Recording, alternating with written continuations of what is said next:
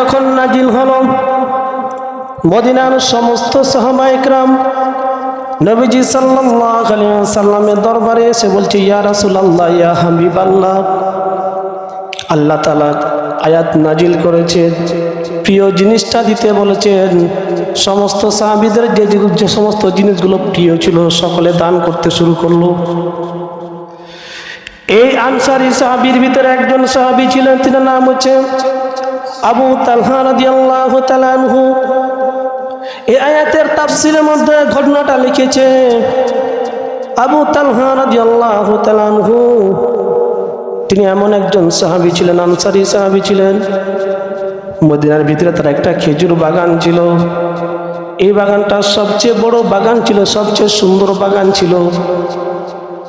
ওই বাগানটা সেই জামানায় কোটি কোটি টাকা দাম হতো। সেই বাগানটা নবীজি সাল্লাল্লাহু আলাইহি ওয়াসাল্লামের দরবারে এসে বলছেন, ইয়া রাসূলুল্লাহ, ইয়া হাবিবাল্লাহ, আল্লাহ তাআলা কোরআনে আয়াত নাজিল করেছেন যে তোমাদের প্রিয় জিনিসটা দান করে দিবে।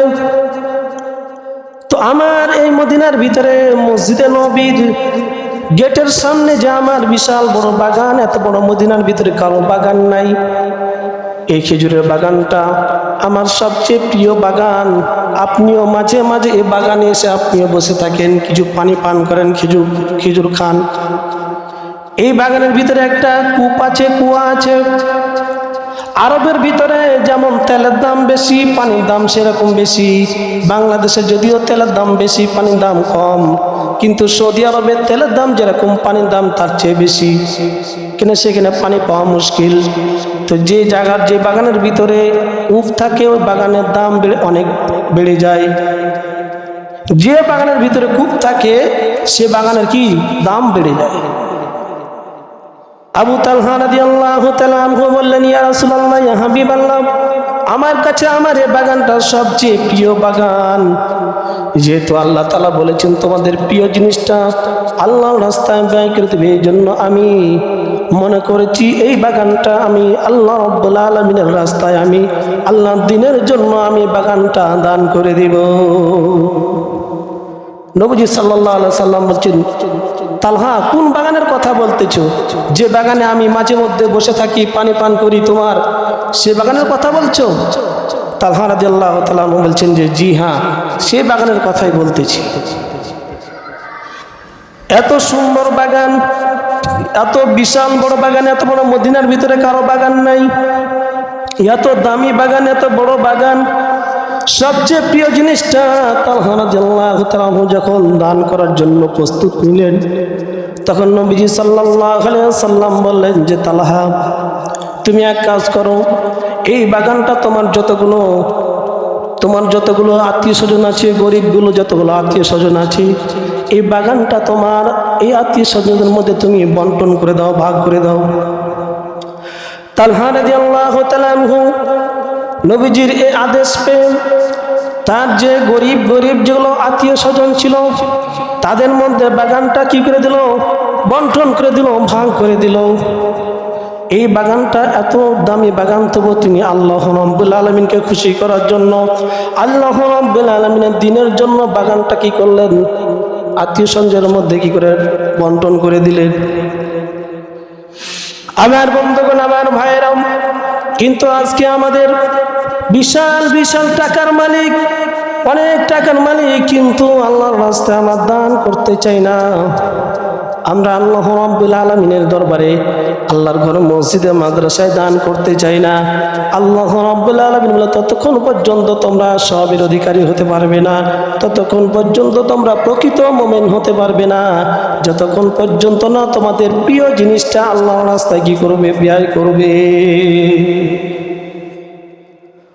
আল্লাহ রাব্বুল আলামিন কোরআন কারীমের মধ্যে বলেন, ইন্নাল্লাহা আশতারা মিনাল মুমিনিনা আনফুসাহুম ওয়া আমওয়ালাহুম বিআন্না লাহুমুল জান্নাহ ইউকাতিলুনা ফী সাবিলিল্লাহি ফায়াকতুলুনা ওয়া ইউকতালুন। আল্লাহ রাব্বুল আলামিন বলেন, ভালো করে খেয়াল করে শুনেন, আল্লাহ রাব্বুল আলামিন বলছেন ইন্নাল্লাহ আশতারা, নিশ্চয় আল্লাহ মুমিনদের জান এবং মালটা কিনে নিয়েছেন জান্নাতের বিনিময়ে। প্রত্যেকটা মুমিনের জান এবং মাল আল্লাহ রাব্বুল আলামিন কিনে নিয়েছেন জান্নাতের বিনিময়ে। আমার আপনার যে জান আছে এটা আমার আপনার জান না, আল্লাহ রাব্বুল আলামিন আগে কিনে নিয়েছেন। এই জন্য বলবেন যে আমার জান, আমার মাল, আমার সম্পদ এটা আপনার সম্পদ না। আল্লাহ রাব্বুল আলামিন বলছেন নিশ্চয় আমি মুমিনের জান এবং মালটা আমি কিনে নিয়েছি জান্নাতের বিনিময়ে। এই জন্য জান্নাত পেতে হলে আমার জান মাল কোথায় দিতে হবে? আল্লাহ রাব্বুল আলামিনের রাস্তায় আমাকে ব্যয় করে দিতে হবে।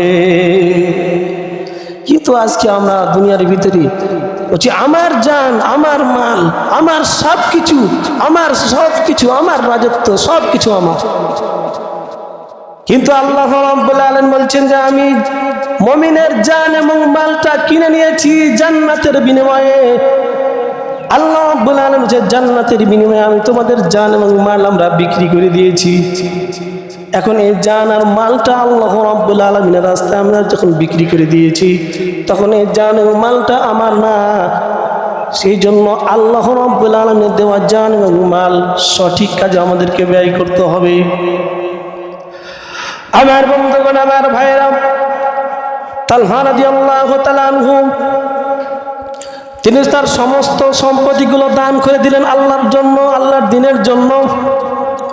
এইদিকে সমস্ত মালগুলো, সম্পদগুলো, বিশাল বড় খেজুরের বাগান দান করে দিলেন। এরপরে কিছুদিন পরে জিহাদের ডাক চলে আসলো যে জিহাদের ময়দানে যেতে হবে, যুদ্ধের ময়দানে যেতে হবে। তালহা রাদিয়াল্লাহু তাআলা আনহু সমস্ত মাল সম্পদ দান করে দিয়ে এবার জিহাদের ময়দানে চলে গেল। উহুদের যুদ্ধ হবে। উহুদের যুদ্ধের ময়দানে নবীজি সাল্লাল্লাহু আলাইহি ওয়াসাল্লাম ১৫০০ সাহাবী নিয়ে চলে গেলেন। কাফেরদের হচ্ছে ৩০০০ আর মুসলমানদের হচ্ছে ১৫০০। যুদ্ধ শুরু হয়ে গেল উহুদের প্রান্তরে। যুদ্ধ যখন শুরু হয়ে গেল, মুসলমানদের ইমানি পাওয়ার, মুসলমানদের ইমানি চেতনা দিয়ে সাহাবায়ে কেরাম যখন কাফেরদের উপরে কি করলো, হামলা করতে লাগলো। কাফেররা ভয়ে তারা পালাইতে লাগলো। এক পর্যায়ে তারা পালিয়ে গেল। এই পর্যায়ে মুসলমানরা কি করলো, তাদের যে ঘোড়াগুলো ছিল, খাবার দাবার ছিল, সে গনিমতের মালগুলো সাহাবায়ে কেরাম কুড়াইতে লাগলো। কুড়িয়ে নিয়ে যখন চলে আসলো, বিকাল হয়ে যাচ্ছে, কাফেররা আর ফিরে আসে না। সন্ধ্যা লেগে যাচ্ছে, কাফেররা ফিরে আসে না। যখন সূর্য ডুবে যাচ্ছে এমন সময় দেখলো হঠাৎ করে কাফেররা পাহাড়ের দিক থেকে অতর্কিতভাবে হামলা করলো মুসলমানদের উপরে, সাহাবীদের উপরে। সাহাবায়ে কেরাম প্রস্তুত নিয়েছিল না। এমন সময় কাফেররা হামলা করলো। হামলা করার কারণে সাহাবায়ে কেরাম পিছনে হটতে লাগলো।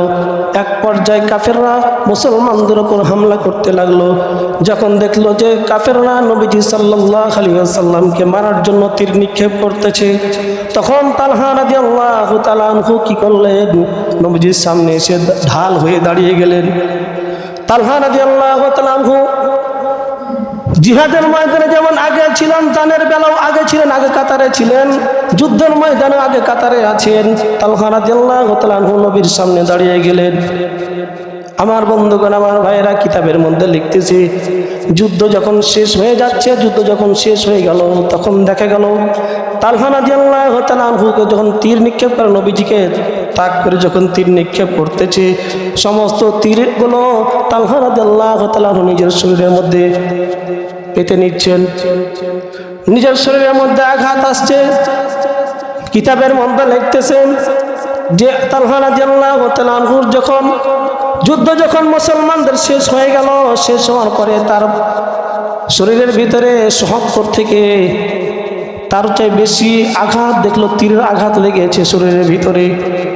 যখনই নবীজি সাল্লাল্লাহু আলাইহি সাল্লাম মাথা উঠিয়ে দেখেন, তখন তালহা বলে, ইয়া রাসূলুল্লাহ, ইয়া হাবিবাল্লাহ, আপনি মাথা উঠেন না, কাফেররা আপনাকে হামলা করে ফেলবে, তীর নিক্ষেপ করে দিবে।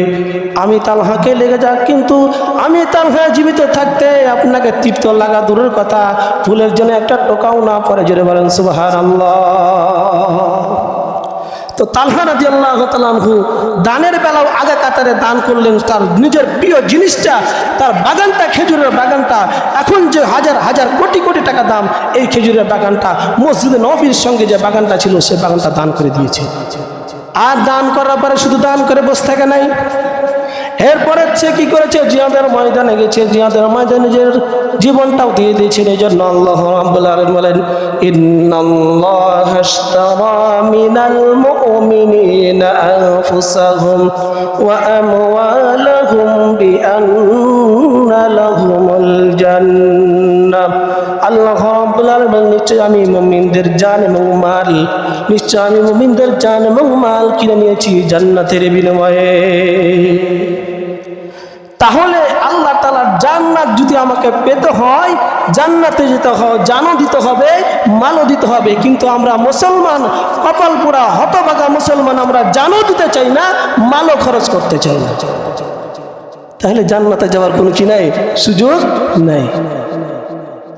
আমার বন্ধুগণ, আমার ভাইরা, এরপর আল্লাহ রাব্বুল আলামিন বলেন, ওয়ায়ুকাতিলুনা ফি সাবিলিল্লাহ। যারা মুমিন বান্দা হবে এরা কাফেরদেরকে মারবে, তারা শুধু মারবে না, তারাও মরবে, তারা মারবে মরবে, এটাই হচ্ছে কি জিহাদ। আমার বন্ধুগণ, আমার ভাইরাম, এই জন্য আজকে আমরা দুনিয়ার ভিতরে সম্পদের পাহাড় জমা করতেছি, সম্পদ জমা করতেছি, যে আমার ছেলে সন্তান সব কিছু সকলেই আমার সম্পদগুলো ভক্ষণ করবে। কিন্তু আল্লাহ রাব্বুল আলামিন যে তোমার প্রিয় জিনিসটা, তোমার যেটা প্রিয় জিনিস সেটা আমার রাস্তায় দান করবে, কিন্তু আমরা দান করতে চাই না। সম্পদ দান করে কি করবেন? এমনও মানুষ আছে, এই গ্রামে এমনও মানুষ আছে যাদের যাকাত ফরজ হয়ে গেছে, হাজার হাজার লক্ষ লক্ষ টাকা, তার কোটি টাকার মালিকও আছে গ্রামের ভিতরে, কিন্তু যাকাত দিতে চায় না। আপনি যে যাকাত দিতেছেন না, গরিবের হক আপনি নষ্ট করে দিতেছেন, আপনি বান্দার হকটা নষ্ট করে দিলেন। আল্লাহ রাব্বুল আলামিন দুইটা পাপ কখনো, দুইটা অন্যায় কখনো ক্ষমা করবেন না। এক নম্বর হচ্ছে আল্লাহর সঙ্গে শিরিক করা। আল্লাহর সঙ্গে যে শিরিক করবে এটা আল্লাহ রাব্বুল আলামিন কখনো ক্ষমা করবেন না। দুই নম্বর, আপনি যখন বান্দার হক নষ্ট করবেন, আল্লাহ রাব্বুল আলামিন এটা কখনো ক্ষমা করবেন না। আজকে আমাদের সমাজে বান্দার হক নষ্ট করার একটা কি পড়েছে, হিড়িক পড়ে গেছে। বাবা কি করে, সন্তানদেরকে, দুই ছেলেকে সমস্ত সম্পত্তিগুলো লিখে দেয়, মেয়েদেরকে সম্পত্তি দেয় না। এরকম বাবা আছে না নাই? এরকম বাবা হাজারো আছে। তো সন্তানের যে হক, আপনি বান্দার হক যে মেরে দিলেন, ভাই আরেক ভাইয়ের হক মেরে দিতেছে, ভাই আরেক বোনের হক মেরে দিতেছে। এই যে হক মেরে দেওয়ার কারণে অনেক ঘটনা এরকমও আছে যে বাবা সমস্ত সম্পত্তি লিখে দিয়েছে, ছেলেদেরকে মেয়েদেরকে দেয় না। তখন মেয়ের জামাইরা কি করে, শ্বশুরের লাশ আটকায় রাখে, 2 দিন 3 দিন পর্যন্ত লাশ মাটির উপরে থাকে। এই জন্য সতর্ক হয়ে যান। আল্লাহ রাব্বুল আলামিন এই বান্দার হক নষ্ট করেছেন, আপনি এটা ক্ষমা করবেন না। শিরিক করলে আল্লাহ রাব্বুল আলামিন ক্ষমা করবেন না। এই জন্য সম্পদ আছে, সম্পদ রাখতে হবে, আবার আল্লাহর রাস্তায় দানও করতে হবে।